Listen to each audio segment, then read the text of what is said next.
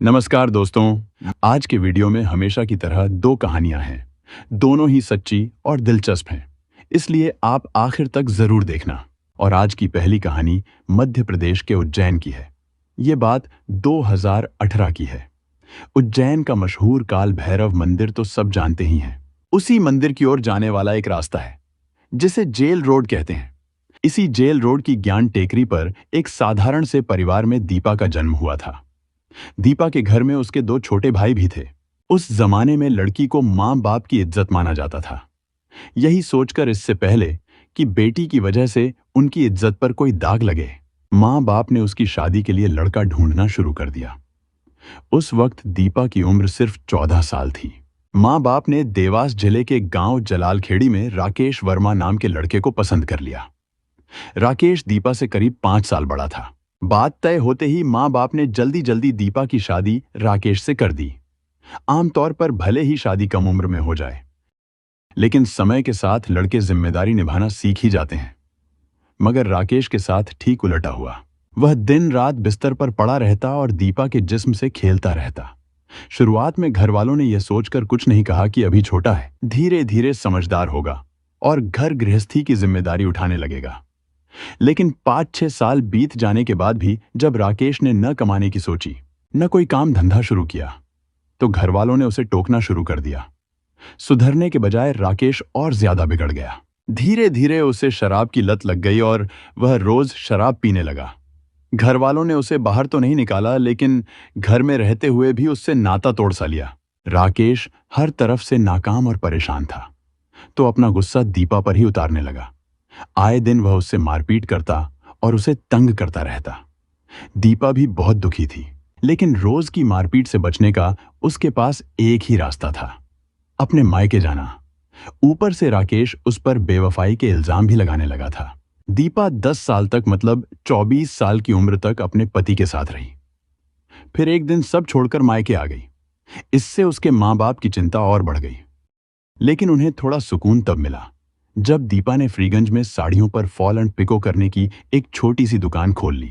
दीपा के पड़ोसी जितेंद्र पवार 18 मई 2018 की सुबह करीब 8 बजे छत पर गए तो घबरा गए। देखा कि दीपा के घर से धुआं निकल रहा है। उन्हें लगा कुछ गड़बड़ है, तो उन्होंने तुरंत पुलिस और फायर ब्रिगेड को फोन कर दिया। चंद मिनटों बाद ही पुलिस और दमकल कर्मी वल्लभ नगर पहुंच गए। दमकल कर्मियों ने जैसे तैसे आग पर काबू पाया। इसके बाद पुलिस अंदर दाखिल हुई। रसोई में एक जवान महिला की लाश पड़ी थी। लाश के ऊपर मोटे गद्दे और अधजली दरी रखी हुई थी। ये लाश दीपा की ही थी। उसके दोनों हाथों की नसें कटी हुई थीं और गर्दन पर धारदार हथियार के निशान थे। दीवारों और दरवाजों पर भी खून के निशान थे।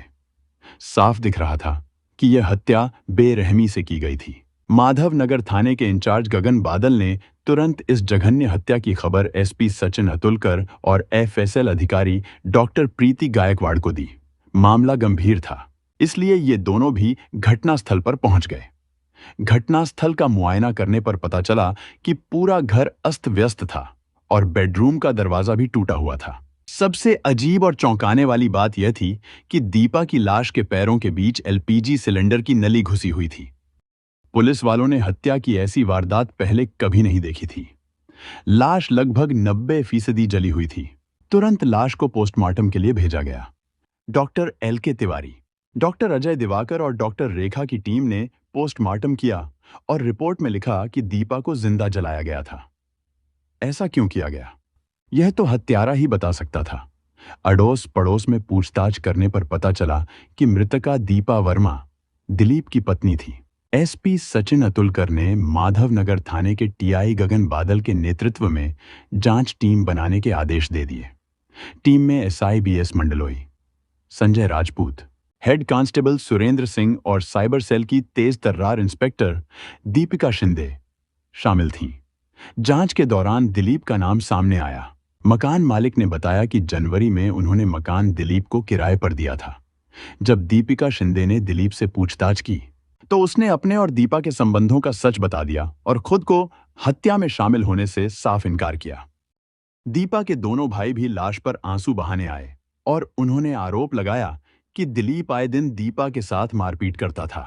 दिलीप ने पुलिस को बताया कि उसकी गैर मौजूदगी में कई युवक दीपा से मिलने आते थे, जिनमें एक नाम धर्मेंद्र का भी था। जांच करते करते शाम हो गई। पुलिस टीम आधी रात के करीब धर्मेंद्र के घर पहुंची। धर्मेंद्र घबरा गया। इंस्पेक्टर दीपिका शिंदे ने जब उसके हाथों पर घाव देखा तो तुरंत समझ गई कि दीपा का हत्यारा उनके सामने खड़ा है।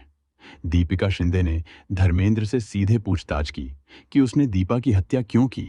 धर्मेंद्र ने कोई बहाना बनाने या बचाव करने की बजाय तुरंत अपना जुर्म स्वीकार कर लिया। पूछताछ में जो कहानी सामने आई वह इस प्रकार थी। दीपा को एक ऐसे आदमी की जरूरत थी जो सिर्फ शारीरिक नहीं बल्कि दिल से और जिंदगी में मदद करने वाला भी हो। आसपास के लोग देखकर वह समझ जाती थी कि उनका मकसद सिर्फ फायदा उठाना है। इसी उलझन में एक दिन दीपा की मुलाकात दिलीप शर्मा से हुई। उसे दिलीप हर तरह से सही लगा। शादीशुदा दिलीप दीपा की खूबसूरती और अंदाज का दीवाना था। उसकी पत्नी गांव में रहती थी, इसलिए उज्जैन में किसी महिला से मिलने जुलने पर उसे कोई रोक टोक नहीं थी। दोनों की मुलाकातें धीरे धीरे आगे बढ़ीं। दोनों ने एक दूसरे की जरूरतें समझीं और तय किया कि दिलीप दीपा का सारा खर्च उठाएगा, उसे अलग घर दिलाएगा और ज्यादा समय देगा। इसके बदले दीपा हमेशा उसके साथ रहेगी और उसकी मदद करेगी। दिलीप ने दीपा को किराए के मकान में शिफ्ट कराया और घर की सारी जरूरतें पूरी कर दी। वह खुद भी पार्ट टाइम पति की तरह उसके साथ रहने लगा। दिलीप के पास पैसे की कोई कमी नहीं थी। वह उन लोगों में से था जो एक पत्नी गांव में और एक शहर में रख सकते थे। दीपा के साथ रहने का दूसरा फायदा यह था कि उसकी पारिवारिक और समाज में प्रतिष्ठा पर कोई असर नहीं पड़ रहा था। लिव इन के ये 8 साल अच्छे से बीते, लेकिन जैसा आमतौर पर होता है, इनके साथ भी ऐसा हुआ। दिलीप का दिल दीपा से भरने लगा और उसने उसके पास आना जाना कम कर दिया। फिर भी वह अपने वादे पर कायम रहा कि पूरे जीवन भर दीपा का खर्च उठाएगा। इसी दौरान दीपा की मुलाकात धर्मेंद्र से हुई। दरअसल धर्मेंद्र उज्जैन के देवास रोड पर अपनी पत्नी के साथ रहता था और पेशे से मांस व्यापारी था। उसकी जिंदगी सामान्य और सुकून भरी चल रही थी। लगभग 3 साल पहले जब वह दीपा से मिला तो पहली नजर में ही उसके आकर्षण में आ गया। दीपा को देखकर धर्मेंद्र को समझ आ गया कि वह शादीशुदा है। उसका गले में लटका मंगलसूत्र और मांग में सिंदूर इसके सबूत थे। करीब 3 साल पहले एक दिन धर्मेंद्र की पत्नी ने अपनी साड़ी फॉल और पिको कराने के लिए दीपा को दे दी। उसे खुद साड़ी लेने का समय नहीं मिल पाया, इसलिए उसने साड़ी लेने अपने पति धर्मेंद्र को भेजा। जब धर्मेंद्र दीपा की दुकान पर पहुंचा तो वह बेइंतहा खूबसूरत दीपा को देखकर बस देखता ही रह गया। दुकान से जाते जाते धर्मेंद्र ने दीपा का मोबाइल नंबर ले लिया और अपना नंबर भी उसे दे दिया। जल्द ही दोनों के बीच मोबाइल पर लंबी लंबी बातें होने लगीं। ये बातें इतनी रोमांटिक होती थीं कि समझना मुश्किल था कौन किसे बहका रहा है और कौन किसे उकसा रहा है। दोनों शादीशुदा थे और जिंदगी देख चुके थे, इसलिए जल्दी ही खुल गए और मिलने के लिए बेचैन रहने लगे। जब भी दीपा का मन होता वह धर्मेंद्र को फोन करके बुला लेती। कुछ महीनों बाद धर्मेंद्र ने दीपा की निजी जिंदगी में भी दिलचस्पी लेना शुरू कर दिया। उसे यह सोचकर हैरानी होती थी कि एक शादीशुदा औरत अपने पति के रहते हुए कैसे उसे धोखा देकर किसी और से रिश्ता बना सकती है। इस दौरान धर्मेंद्र ने दीपा पर काफी पैसा भी खर्च किया। दीपा उसके सवालों पर ज्यादा दिन चुप नहीं रह पाई। उसने आधी सच्ची और आधी झूठी कहानी सुनाई कि उसके पति का नाम दिलीप शर्मा है, जो पास के गांव में खेती करते हैं और कांग्रेस पार्टी से जुड़े हुए हैं। लेकिन जाने क्यों, धर्मेंद्र को लगा कि दीपा उससे झूठ बोल रही है। अब उसके सामने मुश्किल यह थी कि वह अपनी मर्जी से दीपा के पास नहीं जा सकता था, क्योंकि कभी भी उसका पति दिलीप आ सकता था। दीपा का बोला हुआ झूठ जो धर्मेंद्र के दिल और दिमाग में खटक रहा था, वह ज्यादा दिन छिपा नहीं रहा। जल्दी ही पता चला कि दिलीप शर्मा उसका असली पति नहीं है, बल्कि वह उसकी रखैल है, जिसे आज की भाषा में लिव इन कहा जाता है। यह सच जानकर धर्मेंद्र को जोर का झटका लगा, लेकिन जल्द ही उसने इसका भी तोड़ निकाल लिया। इसी साल जनवरी में दिलीप ने दीपा को माधवनगर इलाके के वल्लभनगर में किराए के मकान में शिफ्ट कर दिया। मकान मालिक लक्ष्मणदास पमनानी को उसने यही बताया कि दीपा उसकी पत्नी है और वह खेती बाड़ी के काम से अक्सर गांव जाता रहता है। लेकिन पड़ोसियों को शक तब हुआ जब दिलीप की गैर मौजूदगी में कई अनजान युवक दीपा के पास आने जाने लगे। हालांकि आजकल लोग बिना वजह किसी के मामले में दखल नहीं देना चाहते, इसलिए उन्होंने दीपा से कुछ कहा नहीं, बस चुपचाप देखते रहे। दिलीप को इस बात की भनक थी, इसलिए उसने दीपा को समझाया कि फालतू लोगों का आना जाना बंद करे। लेकिन दीपा नहीं मानी और दिलीप ने भी उस पर कोई जोर जबरदस्ती नहीं की। अब दिलीप को दीपा से ज्यादा अपनी इज्जत की चिंता होने लगी थी। जब ये सारी बातें धर्मेंद्र को पता चली तो वह ज्यादा दिनों तक परेशान नहीं रहा, बल्कि यह जानकर उसे खुशी हुई कि दिलीप दीपा का असली पति नहीं है। हैरत की बात तो यह रही कि थोड़े ही समय में धर्मेंद्र और दिलीप की दोस्ती हो गई और दोनों ही दीपा के साथ बैठकर दारू चिकन की दावत उड़ाने लगे। अब दीपा दो आशिकों की हो गई थी। अजीब बात यह थी कि दोनों उस पर झगड़ने के बजाय बारी बारी से उसके पास आने लगे। लेकिन दीपा यह नहीं समझ पा रही थी कि असल में दोनों उसके जिस्म और जवानी का मजा ले रहे हैं। दिल से कोई भी उससे मोहब्बत नहीं करता। धर्मेंद्र और दिलीप के लिए यह और आसान हो गया था, क्योंकि अब दीपा किसी एक पर बोझ नहीं थी।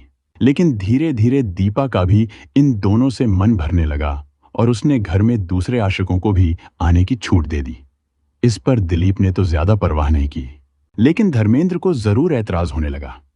अपने बयान में धर्मेंद्र ने बताया कि उसे दिलीप से कोई दिक्कत नहीं थी, लेकिन दीपा के दूसरे लड़कों से मेलजोल और रिश्ते उसे मंजूर नहीं थे। हादसे से करीब हफ्ता भर पहले ही उसकी पत्नी ने बच्चा पैदा किया था। इस वजह से वह उसके साथ सो नहीं पा रहा था। जब उसे जिस्म की तलब लगी तो उसने दीपा को फोन किया। पहले दीपा ने मना कर दिया, लेकिन बार बार कहने पर आखिरकार मान गई। ठीक हुआ कि रात में मजे करने से पहले दोनों पार्टी करेंगे। इसके लिए शाम को धर्मेंद्र और दीपा बाजार गए और शराब चिकन ले आए। बाजार में ही दीपा के पास किसी का फोन आया, जिसे उसने थोड़ी झिझक के साथ उठाया। फोन पर वह कह रही थी, आज नहीं, मेरा पति आया है। धर्मेंद्र को पहले से ही दीपा पर शक था, तो उसने छुपकर दिलीप को फोन मिलाया। उधर से पता चला कि दिलीप तो गांव में है। ये झूठ सुनकर वह भड़क उठा। ऊपर से दीपा का जरूरत से ज्यादा शराब और चिकन खरीदना भी उसे खटकने लगा। शक में मूड खराब होने के बाद धर्मेंद्र घर तो चला गया, लेकिन दिल दिमाग में आग लगी रही। उसे लगने लगा कि दीपा धोखेबाज है और इधर उधर के चक्कर में पड़ी है। गुस्से और शक में जलता भुनता वह आधी रात को दीपा की हकीकत जानने उसके घर जा पहुंचा। असल में वो वहां मजे करने के इरादे से ही गया था, लेकिन जब उसे पता चला कि उसके पैसों से लाई शराब और मांस पर दीपा ने रवि और मनोहर उर्फ कुक्कू के साथ पहले ही पार्टी कर डाली है, तो उसका खून खौल उठा।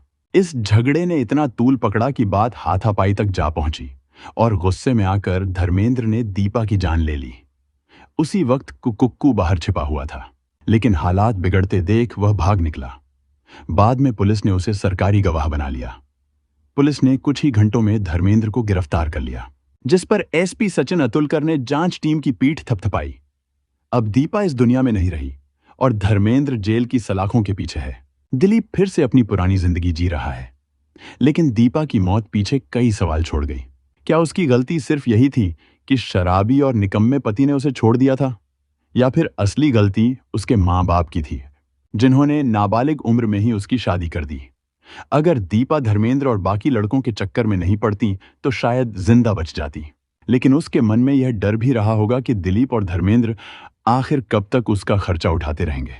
शायद इसी चिंता में उसने नए लड़कों से नाता जोड़ा और उसी का अंजाम इस तरह उसकी मौत बनकर सामने आया। और आज की दूसरी कहानी गुरुग्राम की है। ये बात 2025 की है।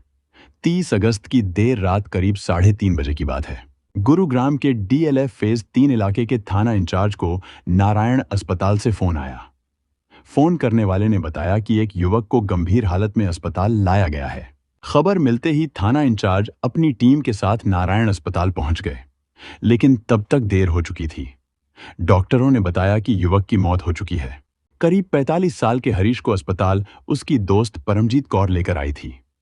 परमजीत बेहद खूबसूरत युवती थी। उसने पुलिस को बताया कि वह और हरीश पिछले 1.5 साल से सिरस रोड पर बने एक अपार्टमेंट में लिव इन में रह रहे हैं। इसी बीच जब परमजीत ने फोन कर हरीश की मौत की खबर हरीश के परिवार को दी, तो उनका भतीजा और बाकी परिवार वाले भी अस्पताल पहुंच गए। हरीश स्क्रैप के बड़े कारोबारी थे। उनकी फरीदाबाद और बेंगलुरु में स्क्रैप की 2 फैक्ट्रियां हैं, जिनमें उनका भतीजा भी पार्टनर है। पुलिस पूछताछ में भतीजे ने अपने चाचा की मौत के लिए उनकी लिव इन पार्टनर परमजीत और बलियावास के ही रहने वाले विजय उर्फ सेठी को जिम्मेदार बताया। भतीजे ने पुलिस को बताया कि उसी शाम विजय चाचा से मिलने आया था। चाचा ने उससे 7 लाख रुपए लेकर विजय को दिए थे। इसके बाद चाचा अपनी प्रेमिका परमजीत के साथ चुगा रेस्टोरेंट में खाना खाने गए। वहां का बिल भी चाचा ने उसी से फोन पे से भरवाया था। फिर रात करीब 3 बजे परमजीत का फोन आया कि चाचा की मौत हो गई है। यह सुनकर वह और घरवाले तुरंत अस्पताल पहुंचे। पुलिस ने हरीश का शव पोस्टमार्टम के लिए भेजा और परमजीत से पूछताछ शुरू की। शुरू में परमजीत ने सारे आरोपों से इनकार कर दिया, लेकिन जब पुलिस उसे साथ लेकर फ्लैट पर पहुंची तो वहां से खून से सना चाकू और उसकी एक टी शर्ट मिली। सबूत सामने आने पर परमजीत टूट गई और अपना गुनाह कबूल कर लिया। इसी बीच पुलिस को पता चला कि जिस वक्त परमजीत ने हरीश के सीने में चाकू मारा, उस वक्त विजय उर्फ सेठी भी वहीं फ्लैट में मौजूद था। इसके बाद पुलिस ने विजय को भी पकड़ लिया। दोनों को अदालत में पेश कर पुलिस ने 2 दिन की रिमांड ली। रिमांड पर पूछताछ में परमजीत ने पूरी कहानी खोल दी। बलियावास के रहने वाले हरीश कुमार का दिल्ली एनसीआर में स्क्रैप का बड़ा कारोबार था। काम बहुत बड़ा था और अकेले संभालना मुश्किल था, इसलिए उन्होंने अपने बड़े भाई के बेटे को पार्टनर बना लिया। करीब 15 साल पहले हरीश की शादी हुई और समय के साथ उनकी 2 बेटियां भी हो गईं। लेकिन शादी के कुछ साल बाद उनकी पत्नी की तबीयत बिगड़ने लगी। कई साल इलाज करवाया, मगर उनकी हालत और खराब होती गई। आखिर डॉक्टरों ने हरीश को साफ कह दिया कि अब पत्नी की सेहत इतनी कमजोर है कि वह शारीरिक संबंध जैसी चीजें सहन नहीं कर पाएगी। हरीश अपनी पत्नी और बच्चों को बहुत प्यार करते थे, इसलिए डॉक्टरों की सलाह मानकर उन्होंने अलग कमरे में सोना शुरू कर दिया।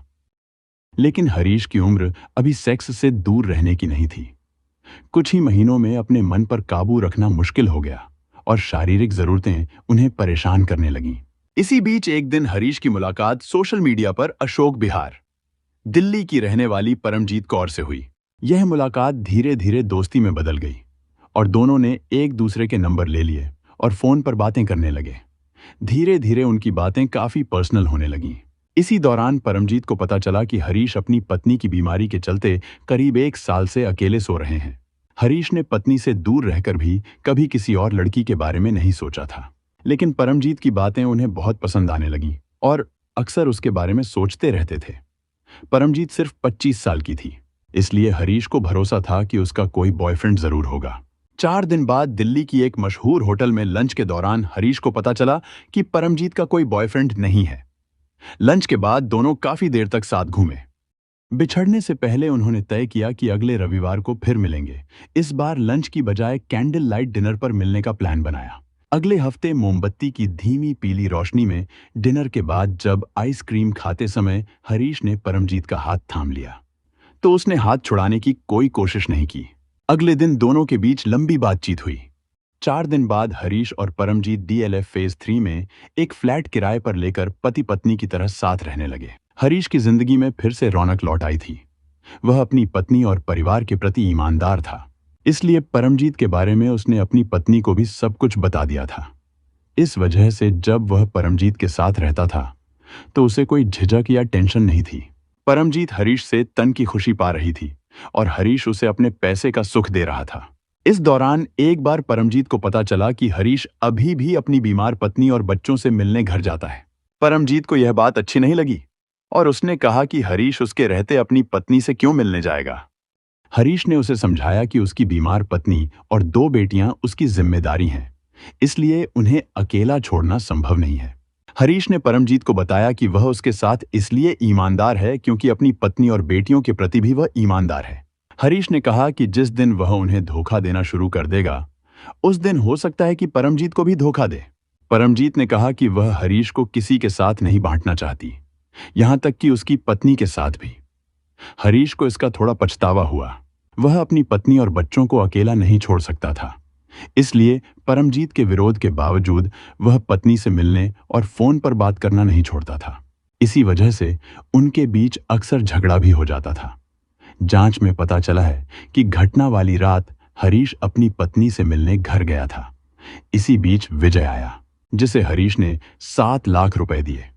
इसके बाद विजय ने अपनी कार से हरीश को उस फ्लैट तक छोड़ दिया जहां वह परमजीत के साथ रहता था। फ्लैट में बातों बातों में जब परमजीत को पता चला कि हरीश अपनी पत्नी से मिलने जा रहा है, तो वह विवाद करने लगी। हरीश ने साफ कह दिया कि वह अपनी पत्नी को कभी नहीं छोड़ सकता। इस पर गुस्से में आकर परमजीत ने पास ही रखे टेबल से चाकू उठाया और हरीश के सीने में घोंप दिया। हरीश बेहोश हो गया। इसके बाद परमजीत उसे नारायण अस्पताल ले गई, जहां उसकी मौत हो गई। हरीश को अस्पताल ले जाया गया, लेकिन डॉक्टरों ने उन्हें मृत घोषित कर दिया। पुलिस ने परमजीत और विजय उर्फ सेठी को गिरफ्तार कर लिया और अब उनके खिलाफ मामला अदालत में चल रहा है। हरीश अपनी पत्नी और बच्चों के लिए ईमानदार था, लेकिन निजी झगड़े और तनाव ने उसकी जिंदगी का दुखद अंत कर दिया। परमजीत ने गुस्से और ईर्ष्या में ऐसा कदम उठा लिया कि हरीश की जान चली गई। अगर वह थोड़ा समझदारी दिखाती, हरीश की बातों को समझती और धैर्य रखती, तो ये सब नहीं होता। रिश्तों में सिर्फ प्यार ही नहीं, धैर्य, समझदारी और भरोसा भी बहुत जरूरी है। कभी कभी गुस्सा या जलन में लिया गया फैसला पूरी जिंदगी बदल देता है। यही हमें इस कहानी से सीखना चाहिए। हमारा उद्देश्य यह है कि लोग इन घटनाओं से सीखें और गलत रास्तों पर चलने से बचें। यह कहानी एक अहम चेतावनी है, जो हमें बताती है कि जीवन में सही फैसले लेना कितना जरूरी है। हमें मिलकर एक बेहतर समाज बनाने की कोशिश करनी चाहिए, जहां प्यार और ईमानदारी की अहमियत हो। ऐसी सच्ची घटनाओं और उनसे मिले संदेशों के साथ मैं फिर लौट कर आऊंगा। तब तक के लिए सुरक्षित रहें, सतर्क रहें और याद रखें कि हर कदम सोच समझकर उठाएं।